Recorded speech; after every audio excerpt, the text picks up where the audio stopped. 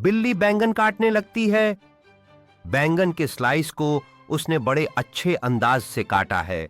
उसकी कटाई भी बहुत शानदार है, जैसे उसने वर्षों ट्रेनिंग ली हो।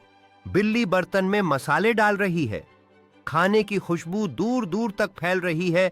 कुछ मसाला पूरे किचन में उड़ जाता है। अब्दुल कादिर स्कूल से आता है और पूछता है, ओए वाह, यह क्या खुशबू है?